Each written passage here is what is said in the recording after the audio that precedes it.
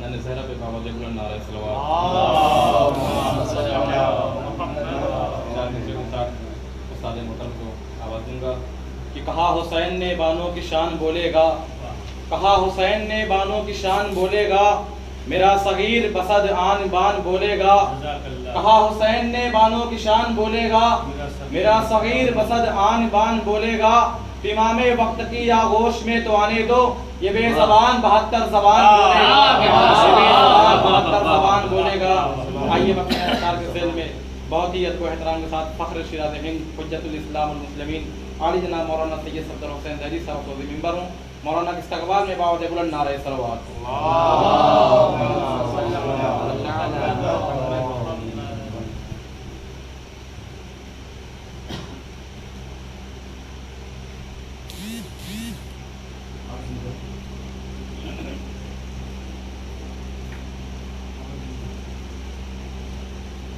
فاتحہ.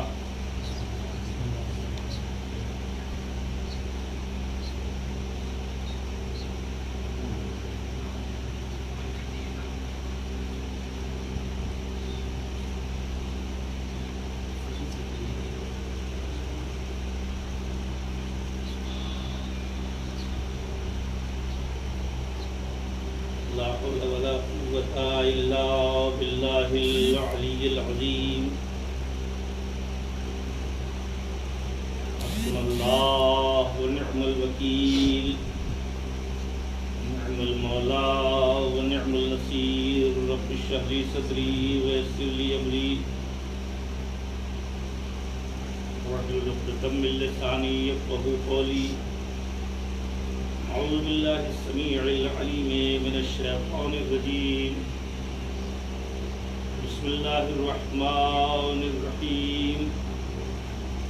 الحمد لله الذي هدانا لهذا وما كنا لنهتدي لولا أن هدانا الله.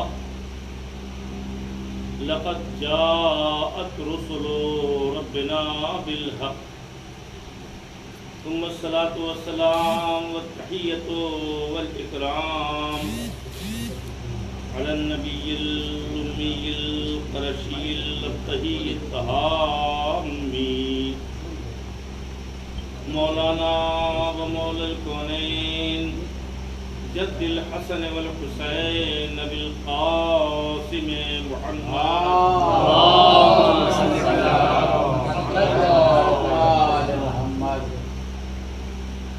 وآله الطيبين الطاهرين المنتخبين المنتجبين المعصومين, واللعنة الدائمة الباقية المستمرة على أعدائهم وقاتليهم وغاصبي حقوقهم ومنكري فضائلهم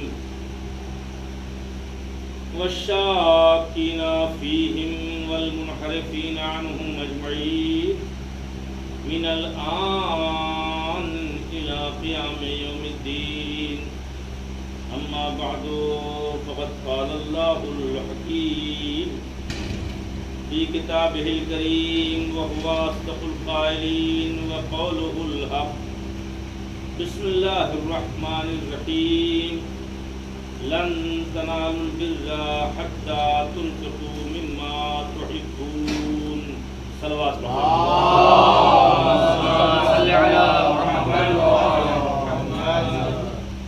حضرات سے بس ادب التماس ہے کہ مرتبہ سورہ حمد اور 3 مرتبہ سورہ اخلاص پڑھ کر اس کا ثواب مرحومہ و مقبورہ زرینہ بیگم بنت سید عاشق حسین صاحب والدہ فرمان آپ کی نوحہ خان کی روح کو اس سال فرمائے.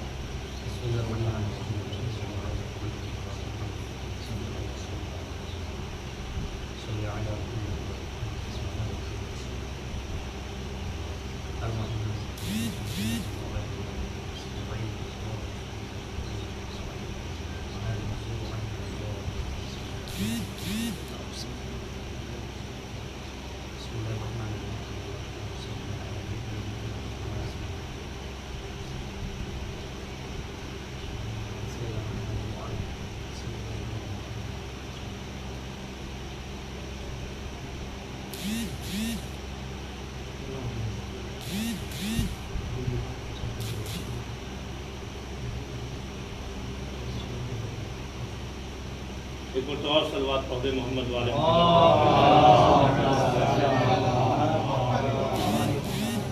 صلوات اگر کمزور رہے گی تو بیان دیر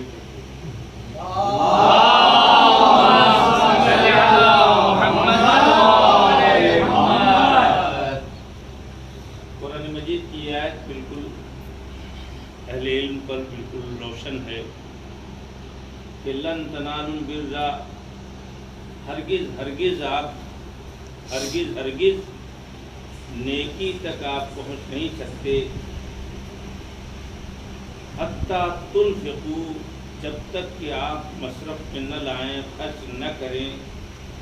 کن چیزوں کو خرچ نہ کریں؟ مما تحبون، جن چیزوں کو آپ بہت پسند کرتے ہیں، جن چیزوں کو آپ پسند فرماتے ہیں. ظاہر ہے کہ یہ بالکل صاف صاف اعلان ہے.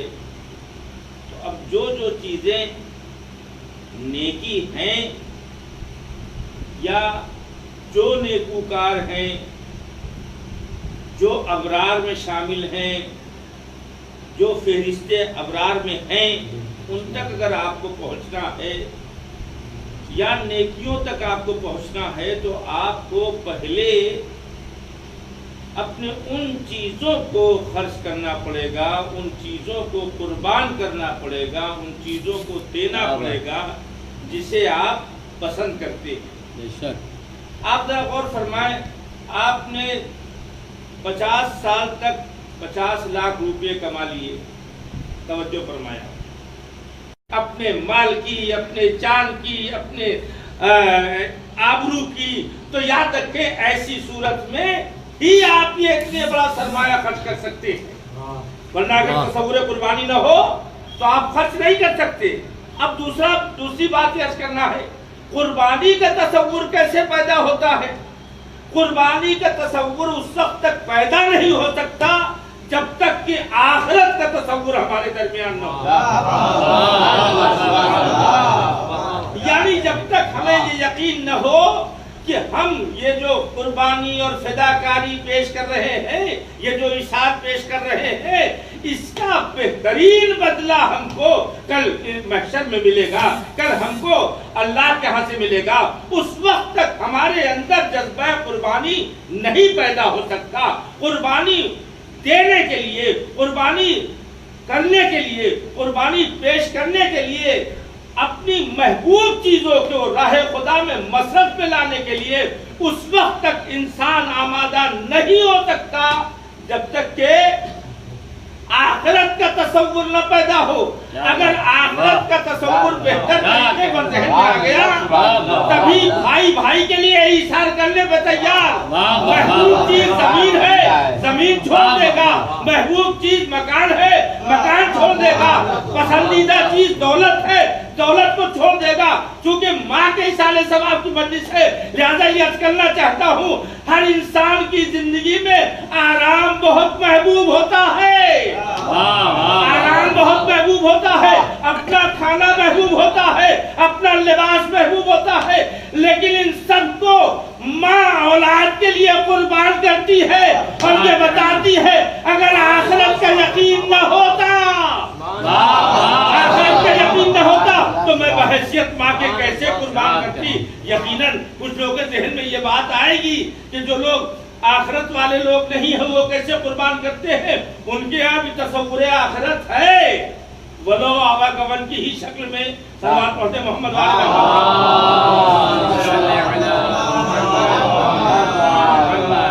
گون کی شکل میں. اب آوا گون ہو سکتا بچے نہ سمجھے، یعنی مرے، اچھا کردار لے کے مرے تو ہمارے یہاں اہل عنود میں یہ ہے کہ اچھے شکل میں پھر آپ بھیج دیے جائیں گے. پھر اس کے اگر آپ برے کردار سے مرے تو بری صورت میں پھر آپ بھیج دیے جائیں گے. یہ ان کے یہاں ہے.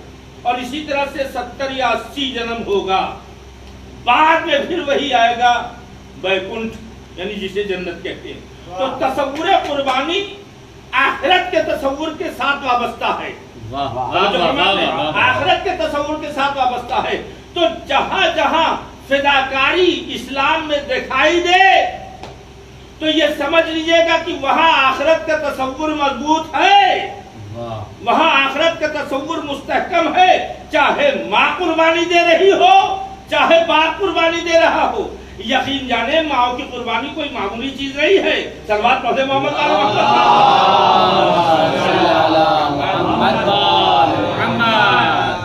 کچھ لوگ یہ سمجھتے ہیں کہ باپ سبب وجود ہے، باپ وجود کا ذریعہ ہے، ماں تو سبب وجود نہیں، مگر آپ ذرا غور فرمائیں کتنا فرق ہے ماں اور باپ میں۔ میں ایک مثال دینا چاہتا ہوں۔ آپ اتنا بڑا برگد کا درخت ہے، بڑا بھاری تناور اور چھتنار درخت، جس کے سائے میں بھی آپ بیٹھتے ہیں، جس کے پھل اور پیڑ اور پھول، ان تمام چیزوں کا فائدہ پیپل برگد آپ حاصل کرتے ہیں نہیں کرتے؟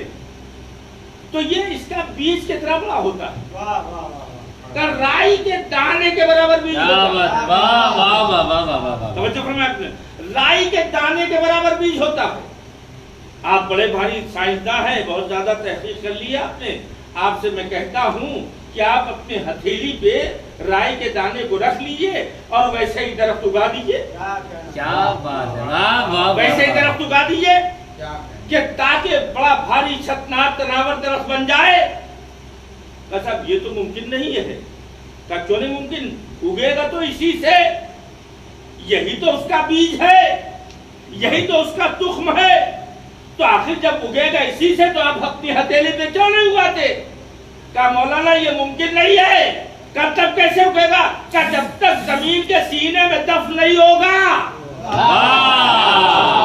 اچھا زمین کے سینے میں دفن کرنے کی کیا ضرورت ہے؟ کہا اس لیے ضرورت ہے کہ زمین سے یہ طاقت حاصل کرے گا، تب جا کے اس میں تحرک پیدا ہوگا، نمو پیدا ہوگی۔ تو ہے تو یہ ننھا سا تربیج، مگر جب تک زمین اپنی پوری صلاحیتیں جو کچھ اس کے اندر ہے اس کے حوالے نہیں کرتی، اس وقت تک یہ برگد کا درخت چھتنار تناور درخت نہیں بن سکتا۔ کیا کہنا ہے، واہ واہ واہ واہ واہ واہ واہ، صلی علی محمد۔ اب رہنے تو اس لیے کہ 10 منٹ اور منٹ پڑھیں گے بس۔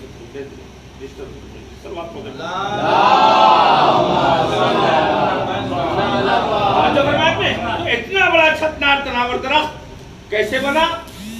صاحب اگر ہے وہ بیج ہی سے بننا ہے تو آدمی کہیں اگا دے۔ نہیں، بیج سے نہیں، جب تک زمین کے سینے میں دفن نہیں ہوگا اور زمین اسے اپنی پوری طاقت اس کے حوالے نہ کرے گی۔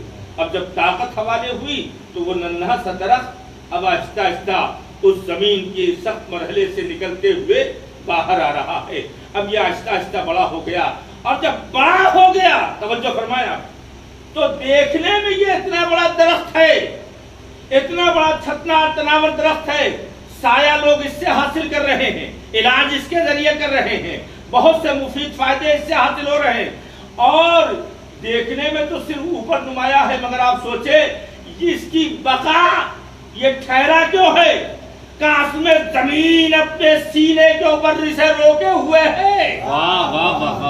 اگر زمین اسے نہ پکڑے رہے تو یاد رکھے یہ رک نہیں سکتا، اور ایسی گرفت ہے، ایسا رابطہ زمین سے ہے کہ بڑی سی بڑی آندھی آئی مگر یہ برگد کا درخت ہل نہیں سکتا۔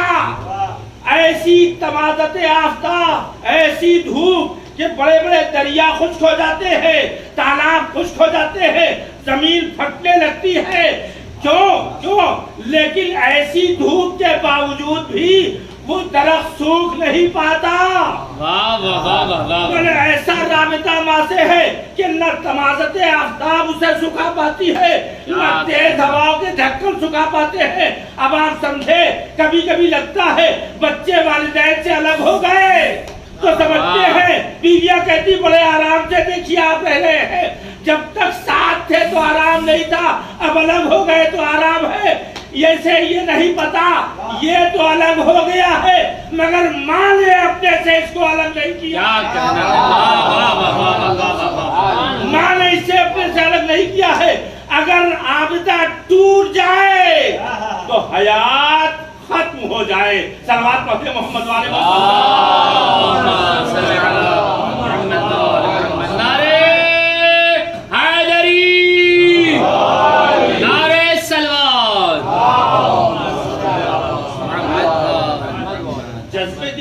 بھی نہیں، جذب دل کچھ بھی نہیں، جوش وفا کچھ بھی نہیں. توجہ فرمایا، جذب دل کچھ بھی نہیں، جوش وفا کچھ بھی نہیں، ماں نہ ہو ساتھ تو جینے کا مزہ کچھ بھی نہیں. صلوات پڑھتے محمد.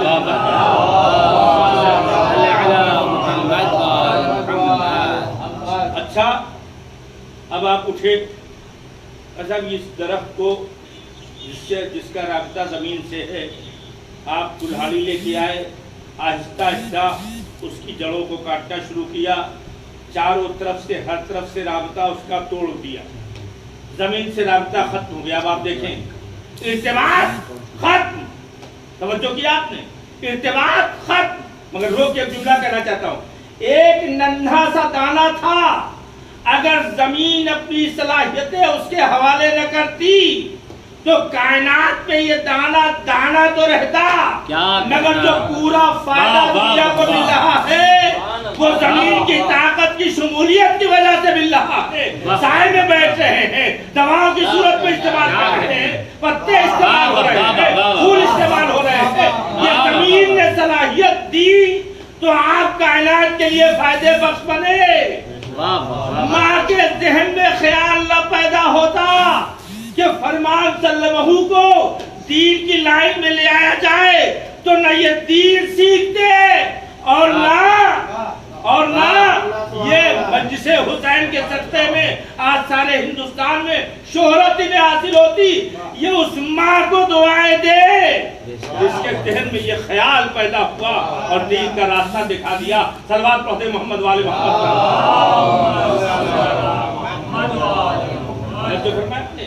جذب دل کچھ بھی نہیں، جوش وفا کچھ بھی نہیں، ماں نہ ہو ساتھ تو جینے کا مزہ کچھ بھی نہیں. توجہ فرمایا آپ نے. تو عزیزان گرامی آپ نے سوچا کہ دیکھیں ذرا آزمائیں.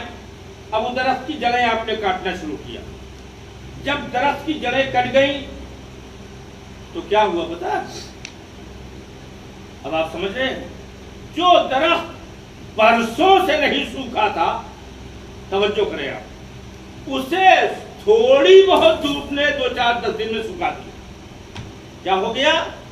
2-4-10 دن میں سکھا دیا. اچھا جب یہ سوکھ گیا تو اب ایک چھوٹا سا جھٹکا آیا، ذرا سی آندھی آئی، ہلکی سی تیز ہوا چلی، اب یہ درخت فوراً زمین پہ آ گیا. کیوں آ گیا؟ کیوں آ گیا؟ زمین سے رابطہ ٹوٹ گیا تھا. زمین سے رابطہ ٹوٹ گیا تھا تو درخت زمین پہ آ گیا، خشک بھی ہو گیا. عزیزان گرامی ایسے تمام ہتھیاروں سے، ایسی تمام چیزوں سے بچنے کی ضرورت ہے جو ماں سے رابطے کو توڑ دے، جو ماں سے رابطے کو توڑوائیں. اب آپ غور فرمائیں، حتیٰ کی نبوت کی زیارت بھی روکی جا رہی ہے. نبی کی زیارت بھی کرنا، صلوات پڑھتے محمد والے محمد. نبی کی زیارت بھی نہیں کی جاتی ہے. کیوں؟ اس لیے کہ ماں کی خدمت ہو رہی ہے. ماں کی خدمت ہے پیغمبر کی زیارت سے بڑی. ماں کی خدمت ہے پیغمبر کی زیارت سے بڑی. بوئے رحمہ اسے شاہ مدنی کہتے ہیں، ماں کی خدمت کو ویسے مدنی کہتے ہیں.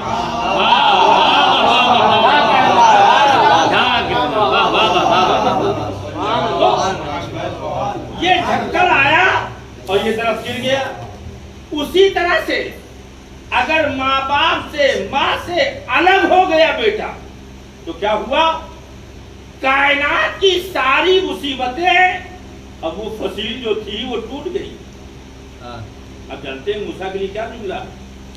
اب آپ سمجھ کے چلیے ماں کا انتقال ہو گیا. اب آپ سمجھ کے چلیے ماں کا انتقال ہو گیا. اللہ اکبر. آپ ذرا غور فرمائے کتنی عظمت ہے. اب ادھر پیڑ گرا تو اس کے ساتھ کیا رویہ کہ اس کو پیڑ کو رحم کے ساتھ رکھا جائے گا؟ نہیں. اب لوگ آگے بڑھے، اس کے ٹکڑوں ٹکڑوں میں کر ڈالا، اس کو ٹکڑوں میں کر ڈالا اور پھر اس کو ایندھن بنا دیا. توجہ کیا آپ نے؟ تو اب یہ بھی یاد رکھیں کہ اگر ماں سے رابطہ ختم ہوا، دور رہنا، الگ رہنا عیب نہیں ہے. الگ بھی رہیے دور بھی رہ سکتے ہیں، مگر وہ ارتباط جو ہے ماں سے، ماں کی عظمتوں کا اعتراف اور ماں کی ضرورتوں کا خیال، یہ ذہن سے نہیں ہٹنا چاہیے۔ یہ ذہن سے ہٹا تو پھر ٹکڑے کاٹ کے جہنم کا ایندھن بننے کے لیے تیار رہیے۔ صلوات پڑھتے محمد والے تو قربانی کا تصور، مصیبتیں اٹھانے کا تصور، یہاں پہ دو تین جملے فضائل کے آپ ذرا سوچیں کہ جو جتنا ہی تن آسانی میں رہتا ہے، سکون کے ساتھ رہتا ہے، سب فراوانی موجود ہے، پیسہ روپیہ کھانا پینا، اس کے لیے تکلیف برداشت کرنا بڑا مشکل ہوتا ہے۔ اس کے لیے تکلیف برداشت کرنا بہت مشکل ہوتا ہے، سخت ہوتا ہے۔ اور ظاہر ہے کہ میں نے عرض کیا کہ ماں تکلیف کو برداشت کرتی ہے، حتیٰ کہ شہادت جیسی چیز کی تکلیف، اسی کو قرآن میں جس لفظ کے ذریعے سے شہادت کا اظہار ہوا ہے، اسی لفظ کے ذریعے سے ولادت کی بھی تکلیف کا اعلان ہوا ہے۔ وضعته امه کرہا، کرہ کا لفظ شہاد اور شہادت کے سلسلے میں بھی آیا، یعنی شہادت میں جو تکلیف ہوتی ہے وہی تکلیف یہاں ہوتی ہے، لیکن یہ سب کیوں اٹھاتا ہے انسان؟ آخرت پیش نظر ہوتی ہے۔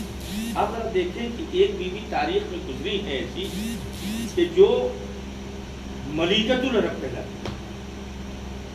اب اس تمہید کی روشنی میں ذرا دیکھیں، ملیکۃ العرب کہلاتی اور اتنی بڑی دولت مند جس کا کوئی حساب نہیں۔ وہ جب آئی ہے پیغمبر کے پاس، اب اسی سے اندازہ لگائیں کہ حاملے آئے تطہیر کی ماں کیوں کر ہوئی، حاملے آئے تطہیر کی ماں کیوں کر ہوئی۔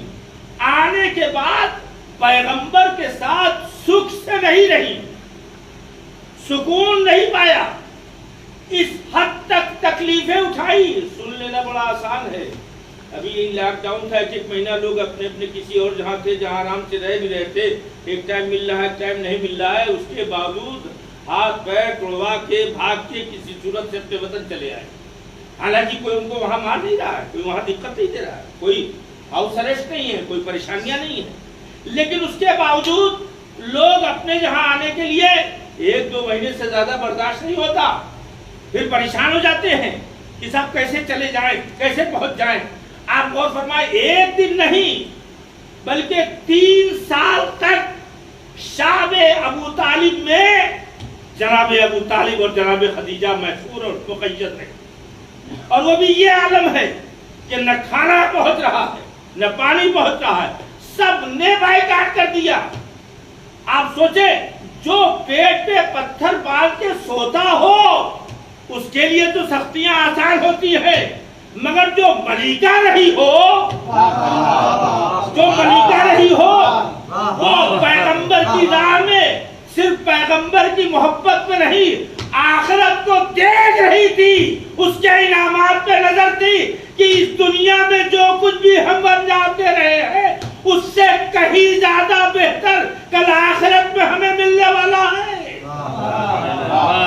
لہذا یہ تمام دکھ، یہ تمام پریشانیاں برداشت، اور ایسا اس نسل کے اوپر پریشانیاں اور ستم وارد ہوئے تھے جو کائنات میں بھولا نہیں جا سکتا۔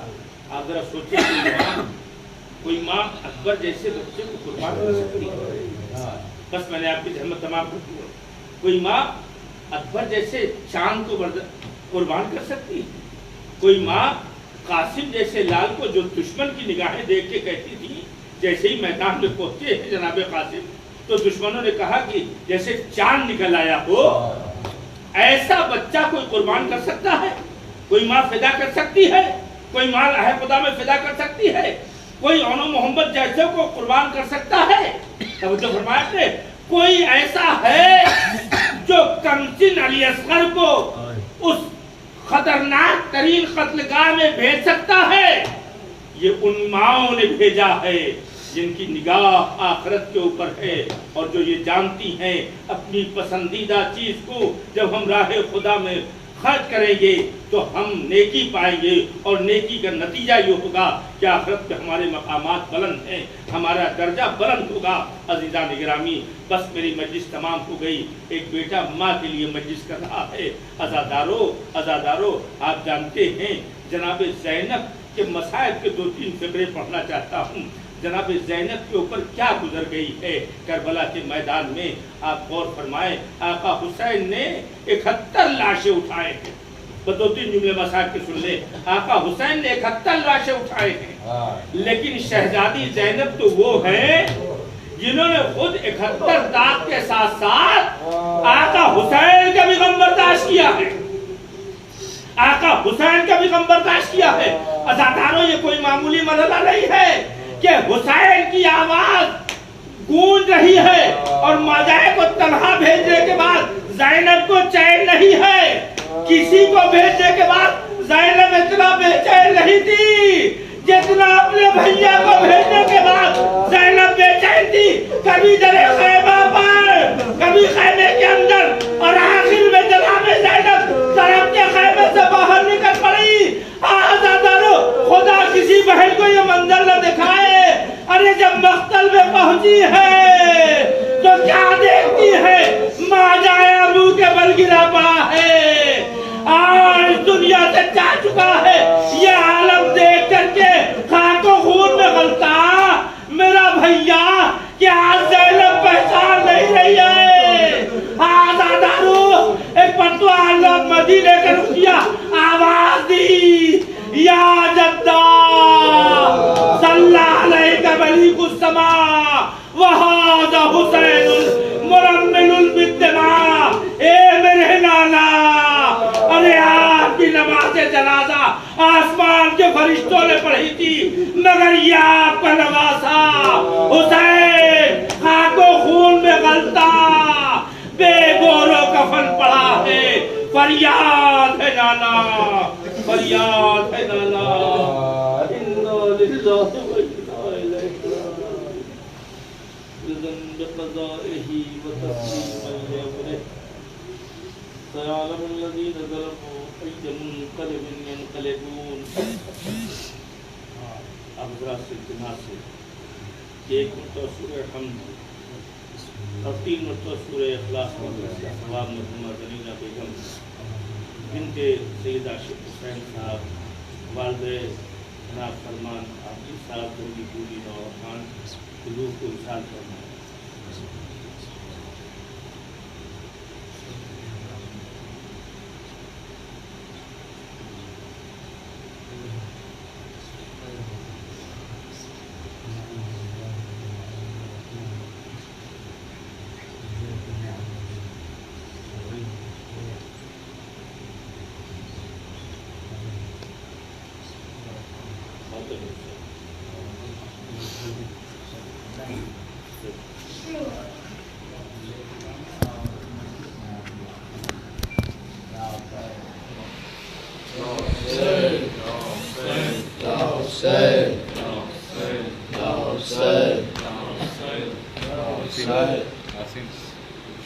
کرتی ہے فریاد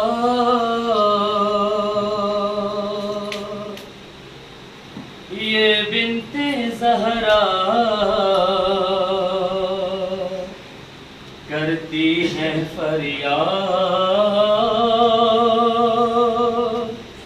یہ بنت زہرا بابا،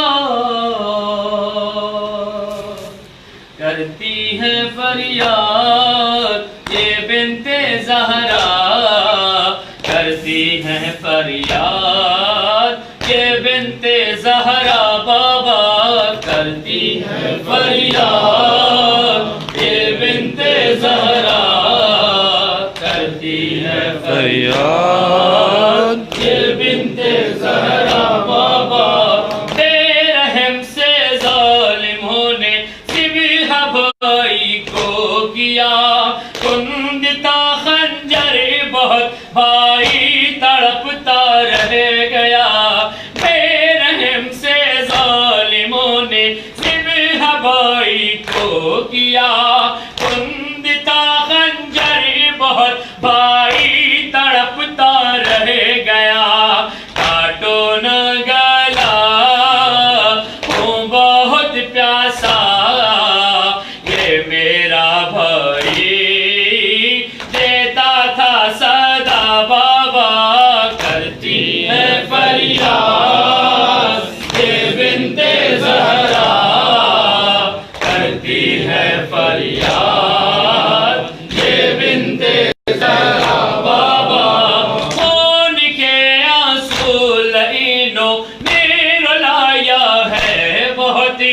ایک قطرے کے لیے بچوں کو ترسایا بہت، خون کے آنسو لعینوں نے رلایا ہے بہت، ایک قطرے کے لیے بچوں کو ترسایا بہت، بچے تڑپ کر کہتے تھے رو کر مل جاتا اللہ پانی ذرا سا بابا، کرتی ہے فریاد یہ بنت زہرا، کرتی ہے فریاد یہ بنت زہرا بابا، کسی گھڑی نیزہ علی اکبر کے سینے میں لگا، تھام کر دل حضرت